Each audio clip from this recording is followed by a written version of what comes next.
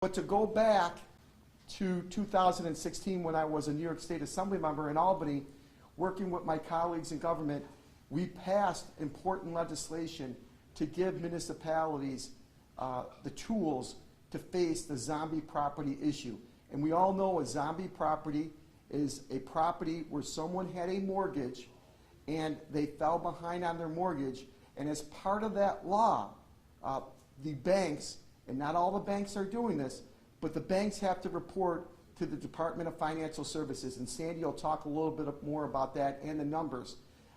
And they have to report to the not-for-profit. So these numbers are numbers directly from the bank.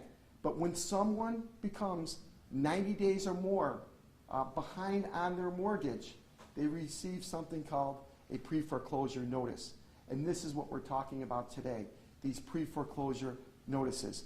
It was a few months ago that we took a 6-year period, a 6-month period, a 6-month range, and we decided to look at these numbers that came from the Western New York Law Center and came from Belmont. And what we found was that there were nearly 2,930 people that were 90 days or more behind on their mortgage. Well, we knew that that was a very high number, but we wanted to issue that report, and we are going to continue to report on this on a quarterly basis. And in the first week of June, we received our new numbers. And those new numbers are quite shocking because with 1,600 new and unique people, remember, 1,600, that brings our numbers as of today. And unfortunately, this is not good news. We are trending in the wrong direction. We are trending up. And as we trend up, there are 4,530 homeowners with mortgages in Erie County that have received a pre-foreclosure default notice in the last month. Now, why is that important and why is that serious? Kate will probably talk a little bit more about this, and I don't want to steal her thunder, but each one of these dots represents a family. It could be a young child, it could be a family, it could be a senior citizen. These are real people that are impacted by these numbers. And we know with the moratorium, the Erie County Clerk's Office averages approximately 2,000 foreclosures a year. We know that all of those numbers, based on our report, that this year there only has been 233 filings in the clerk's office, which is way down, way down. So we'll continue to report. We'll continue to meet with the elected officials every Friday, Foreclosure Friday. We go out with our team. We meet with the elected officials, especially in those areas that are facing the highest numbers, and we give them the tools to say there are options for people. If you look at the numbers and the data that Sandy's going to talk about, and she'll explain, you would think that most of these numbers are occurring in an urban setting, the city of Buffalo, which is a very poor city. We're finding that most of these things are occurring in first-ring suburbs, the Tonawandas. I'm very concerned about Cheektowaga. Cheektowaga, Buffalo, very high. And then you have the 14225, which is predominantly African-American in the city of Buffalo, very high numbers. So we're looking at these things, but the one thing I'm going to say today, and the one message I'm going to leave you with before they both speak about the technical part of this report, is that if you are watching this at home and you are behind on your loan, please, if you are behind on your loan, stay in your home. And Kate will explain why that's important. There are other people out there that are in the same situation you are in. We've done zombie property work in Clarence, New York, Amherst, New York, West Seneca, New York, very prominent communities. We've helped many different types of people, and the services that you have are free. But if you are behind on your loan and you're facing and you're receiving one of these pre-default notices, I encourage you, please stay in your home. And I'm saying that very politely, and I'm using more than one please, because it's so important. Because in this market, as the Erie County Clerk, I know firsthand, based on the data that we're looking at, that the market is tight, and it's been written about, it's been reported, low inventory, right? So you have people making multiple offers on property. The prices have escalated beyond that we've ever seen in my lifetime. 25, 30, 40% in 1 year in some regions. It's not sustainable. And I will tell you that multiple cash deals in the clerk's office, which we didn't have cash deals all the time, where investors are coming in and they're outbidding people in the area for cash. We are in unprecedented times. The bad part about this is, going back to 2008, is at that time during the Great Recession, we did not have the inflation in mortgage or in housing prices. So what happens now? If you lose your home or you leave your home, you may not have anywhere to go. You may not have anywhere to go. And so it's not so easy to jump from house to house. Evictions are on the rise. But what can we do? And this is the positive thing. And Sandy will talk about the numbers. The numbers we can't change. But what we can do is we can offer people good services like Belmont and West New York Law Center, and we can help them. That's the most important thing. That's why we have the campaign. You'll see billboards all over the place. So if you remember one thing, once again, if you're behind on your loan, stay in your home. So with that, I want to bring up Sandy from Belmont. She's part of our Erie County Clerk's Zombie Task Force.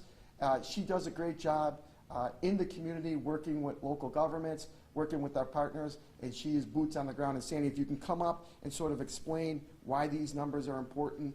And I know they're sobering numbers, but thank you so much for hosting us today. Thank you.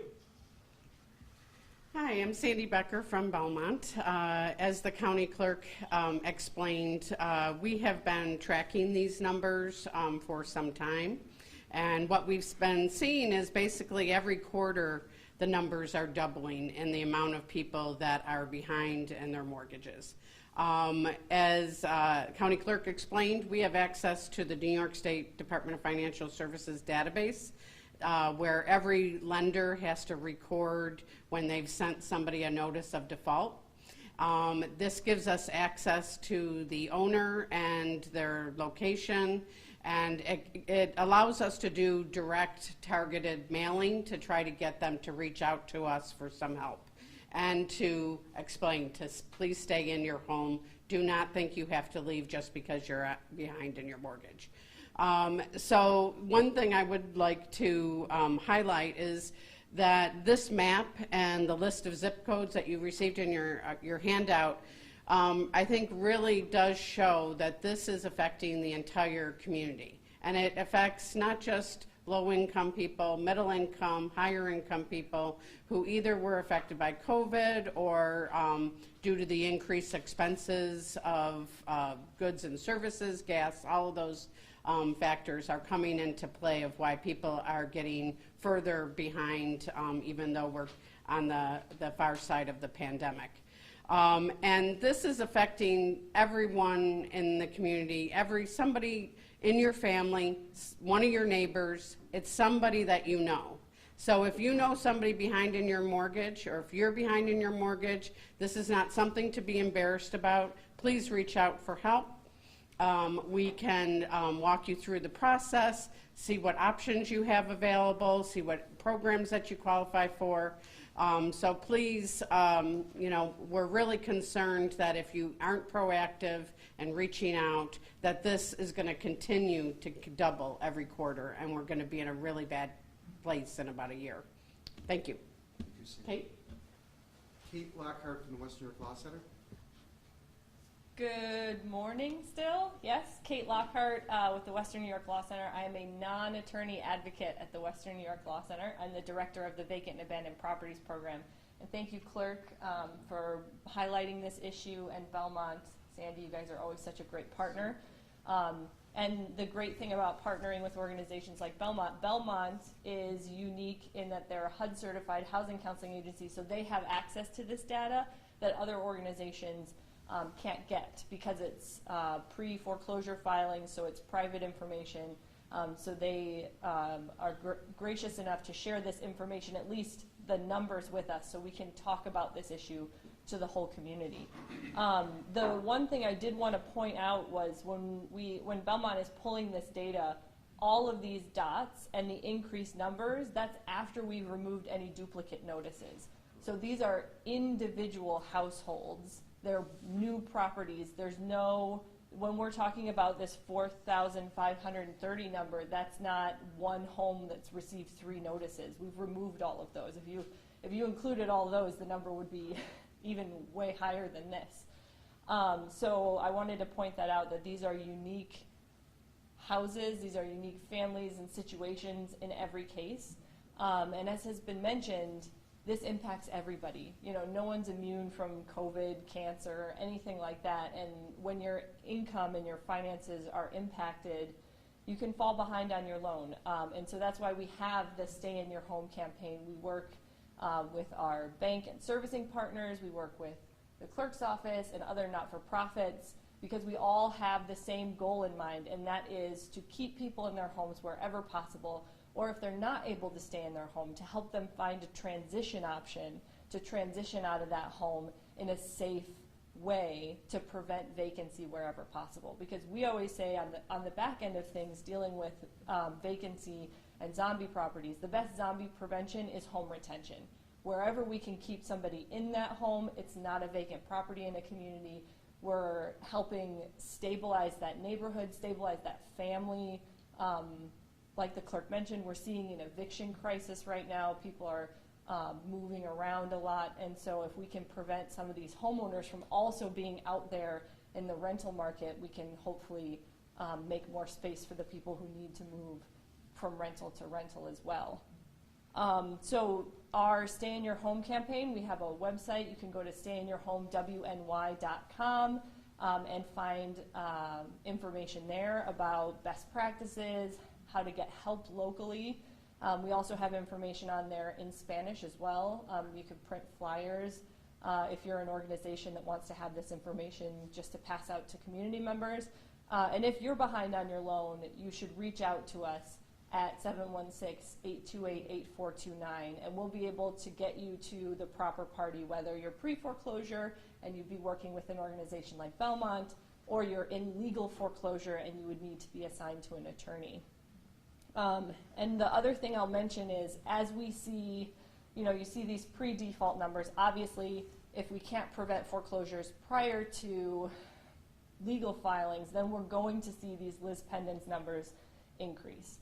So 233, like the clerk said, is a very low number for lis pendens filings, but we're going to see that increase in internal circles. Everybody's talking about maybe this summer we'll see a spike in those cases, but we'll keep monitoring those and keep people abreast of that situation. But I want to emphasize, even at the point of a legal foreclosure filing, homeowners have a right to remain in their home and should stay in that home. And if you get a notice from the court, it's incredibly important to show up to your settlement conference, to reach out for help, because there are processes in place in New York State that can help you. The settlement conference is literally put in place as a timeout from the foreclosure to help the borrower work something out with their lender. And so we want to ensure that people utilize the tools that New York State has in place. New York State has the HOP network. So Belmont is a part of the HOP network, so is the Law Center. It's a homeowner protection program. And across the state, we have over 85 organizations. Every county in New York State has either legal services or housing counseling agencies that are funded through state funds to help people prevent foreclosure. So even if you're not in Erie County, if you're in Niagara County or wherever, there are services that we can get you to. And the one thing I'll mention about that is it's obvious that the state also recognizes that this is going to be an issue, because HOP typically gets about $20 million statewide in funding, and this year in the budget, the state has increased HOP's funding to $35 million. So I think even the state is recognizing that we're going to see an increase in foreclosure filings, and it's a priority to keep people in their home wherever possible.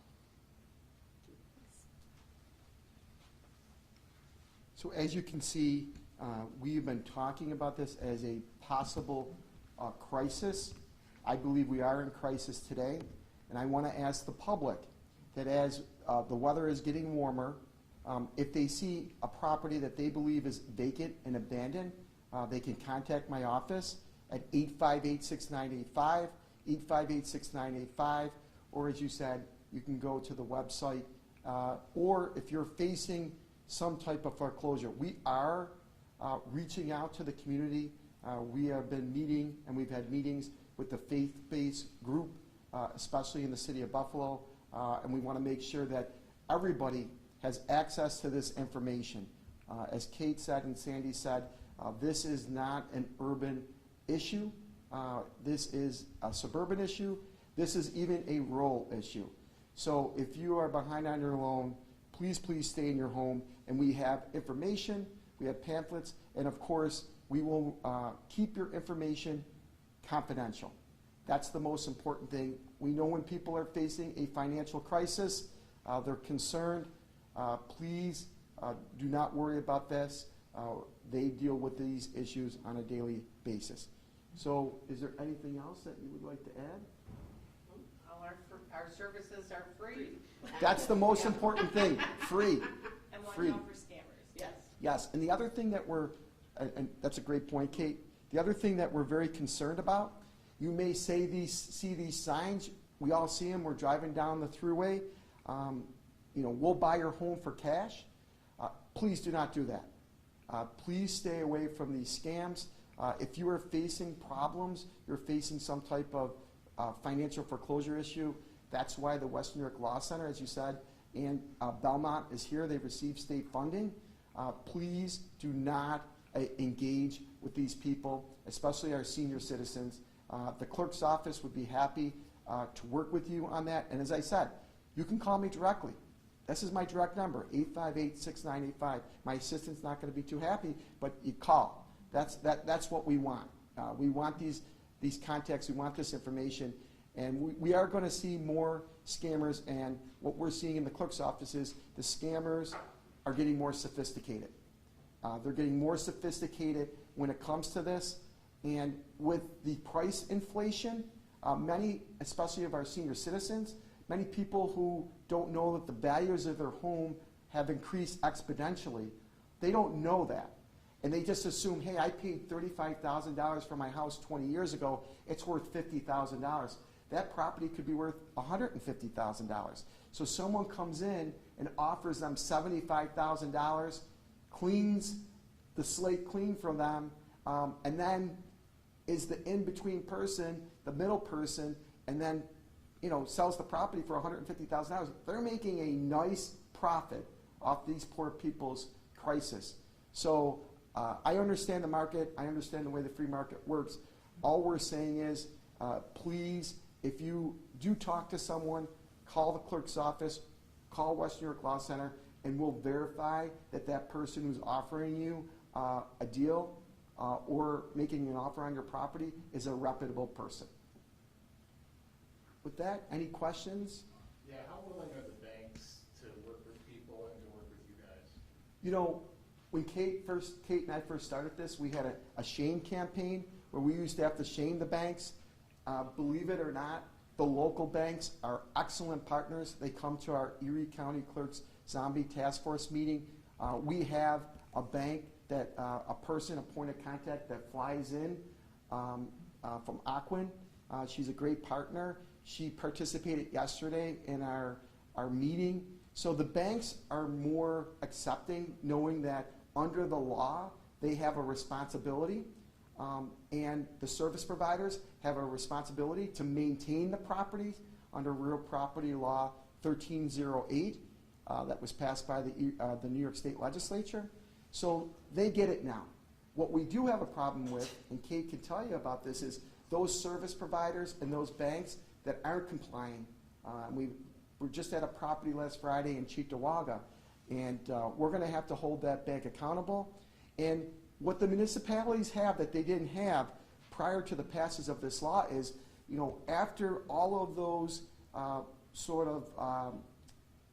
those dates have been met, of things, requirements that they meet. And if they do not meet them, the banks, working with the Western New York Law Center, they can sue.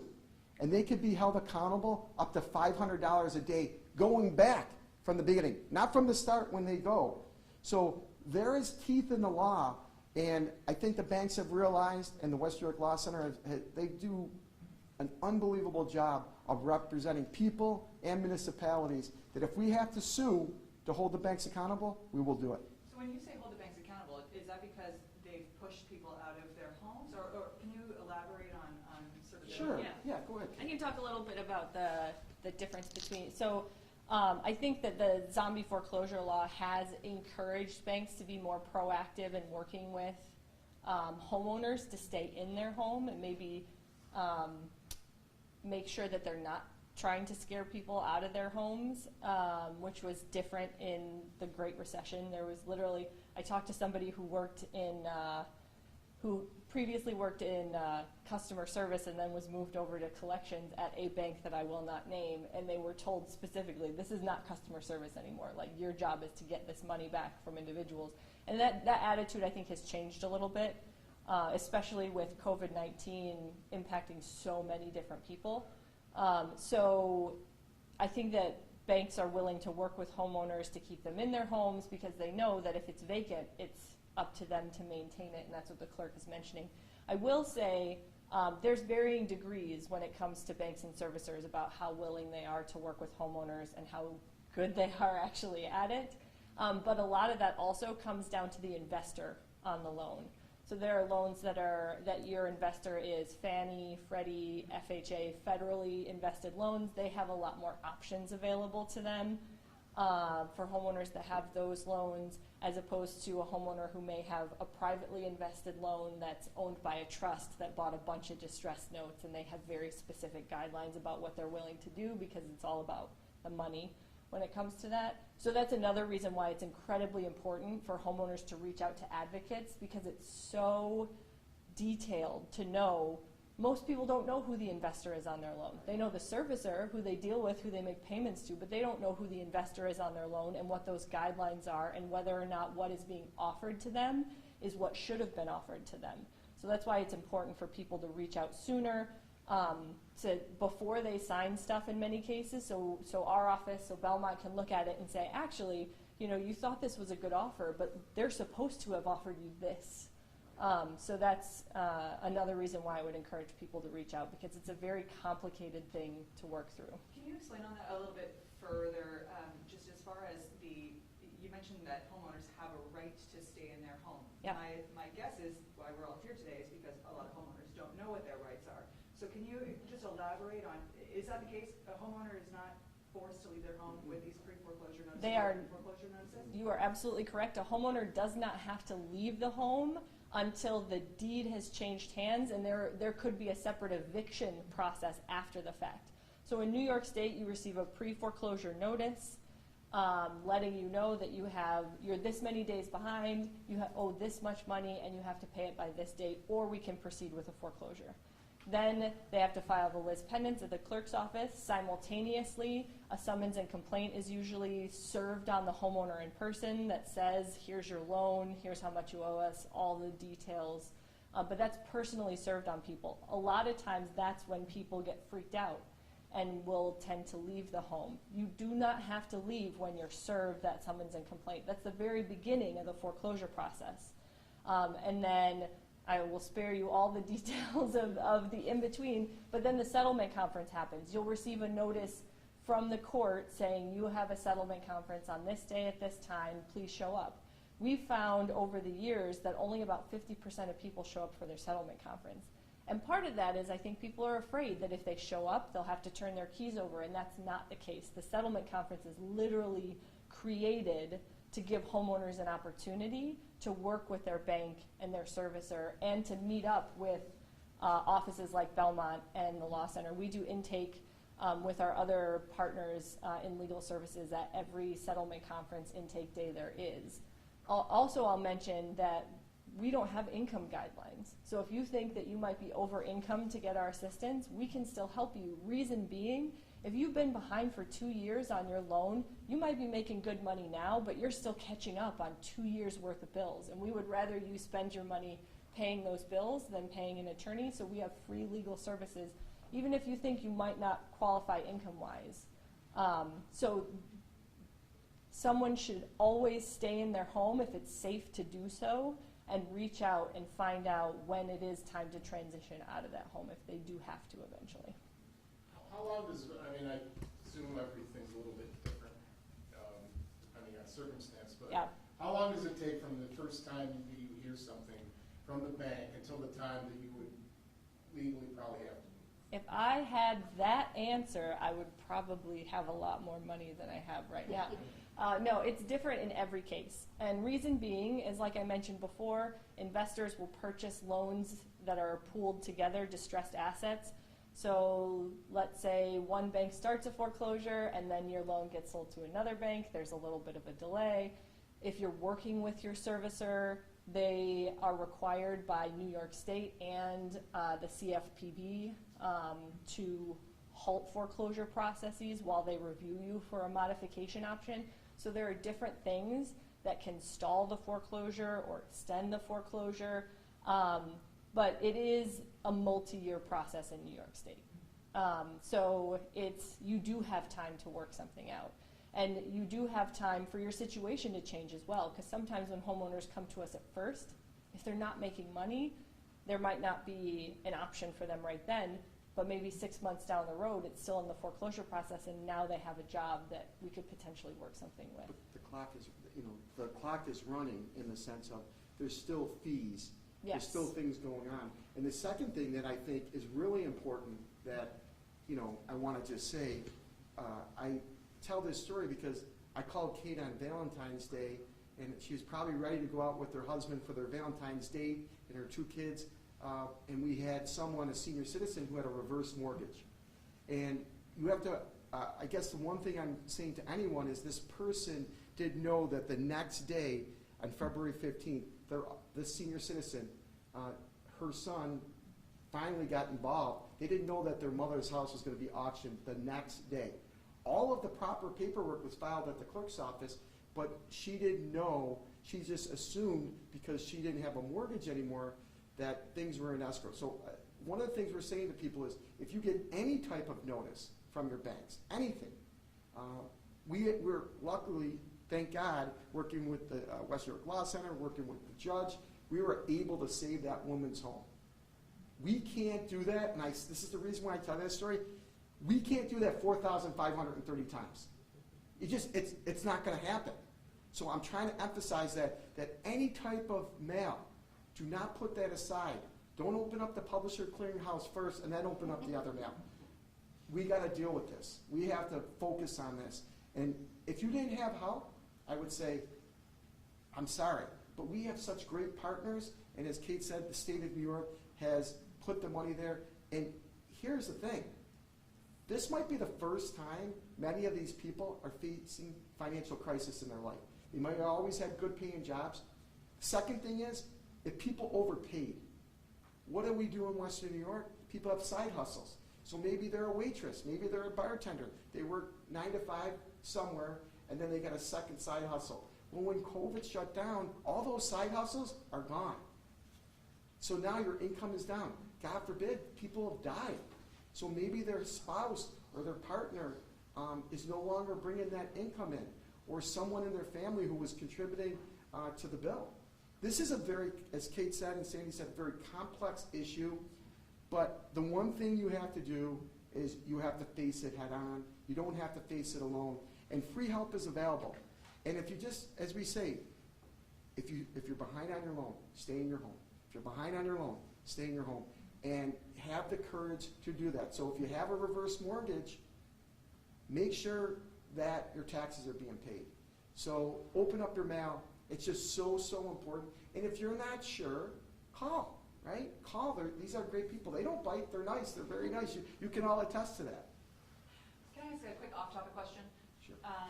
Governor Hochul recently signed the legislation creating stricter gun laws.